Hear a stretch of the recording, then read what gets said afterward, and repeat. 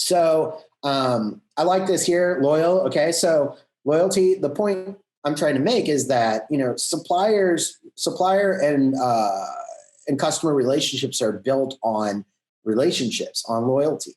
Okay, and so if there are a lot of substitute products, your supplier knows that you could easily go and find another supplier for those products.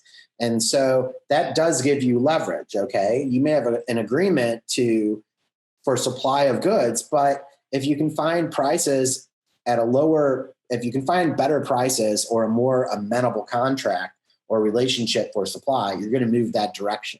And so a good supplier relationship is going to allow the discussion to adjust your contract terms to make sense for business as it's happening.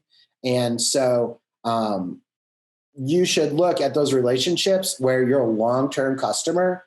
And that's where, if you have to start, you should start with those long-term relationships. Ask for flexibility, ask for more accommodating pricing structure on the items that you're buying, or a relaxation of the quantity that you need to purchase over time. But those long-term relationships are where you want to start. That's where you're going to pick up the most value, and people are going to be the most understanding of your circumstances because they've done the most interaction with you on a regular basis as a customer.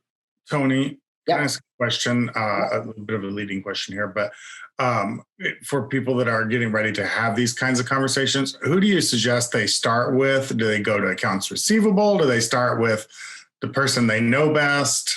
Yeah. Would you recommend? So if you're out of pocket and need to pay your suppliers to continue business practices, then you're going to want to start with, the most immediate arm's length important transaction that's going to keep things going, right? And continue to triage relationships and deal with the relationship that is immediate. And so if of course, if you have a sales rep, you're going to want to start with the sales representative because they're going to have the ability to represent you to the business that they represent. So start with your sales rep contacts. If they don't seem to be responsive, or if your relationship is truly transactional, then you're probably going to have to work your way upstream through accounts receivable, meaning you're going to have to talk to people that you owe money to and renegotiate the terms of payment, extending the payment terms, decreasing any interest rates, and just asking for an extension of terms. So that's the first thing that you would want to do, or have any penalties for late payments waived for a certain amount of time.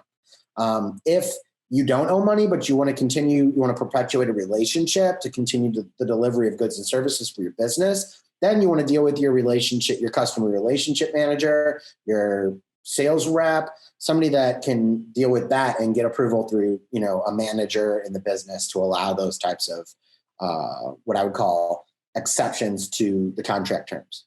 All right. And on their end, they're going to deal with people, contract wise on their end. And so they'll make it work because they're going to want to continue to maintain your relationship. Most businesses that are providing supply downstream in the channel are going to be receptive to negotiations because they're looking at how they can continue business a year from now or 2 years from now. Okay. And in the aggregate, the impact on them is going to be much minor than each of the individual businesses. And so in the aggregate, it makes more sense for them to renegotiate terms to keep business going. So you can either start with your sales manager or through accounts receivable. Of course, accounts receivable, their job is to collect money. And so they're going to be much more difficult to negotiate with, but they still have the ability to touch base with their account managers or their supervisors and get approval. And so you're just going to have to get used to asking for extension of terms, lower pricing, and not just during the response to pandemic, but this should be a practice that if you're not engaging in this practice on a regular basis, most businesses renegotiate their supplier relationships every 3 to 6 months or every year, depending on how often or how routine the contracts are. Again, you can always use a buyout negotiation. So you can leverage, the inability to pay or the unlikeliness to continue business. And you can leverage that against the supplier to negotiate a buyout of the contract if you can continue to operate without that stream of supply That's also a completely above board alternative, is to leverage the possibility that you would default on the contract to ensure that you have amenable terms or agreeable terms.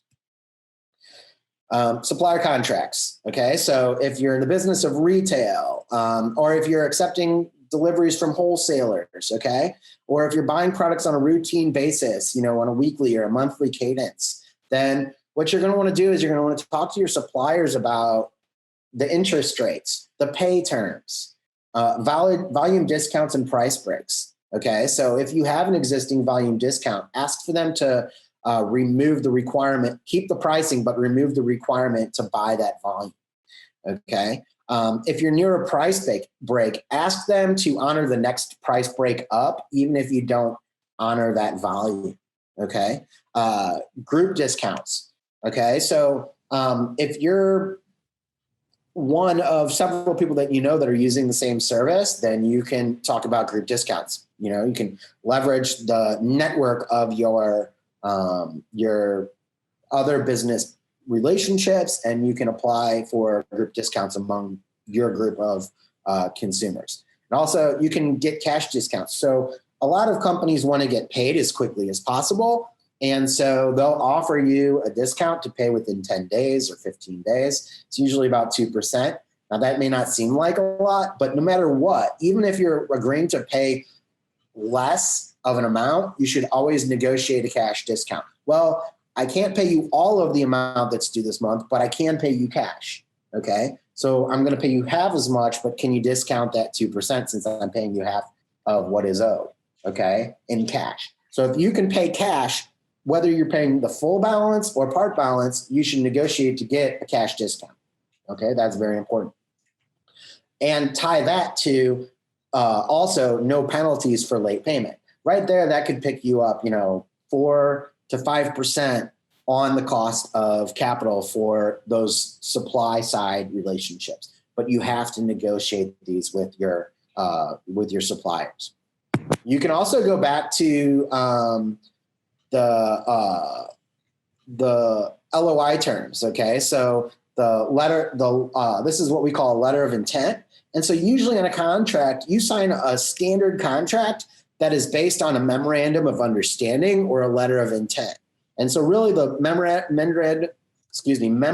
of understanding or the letter of intent is where the specific terms to your agreement with that business are.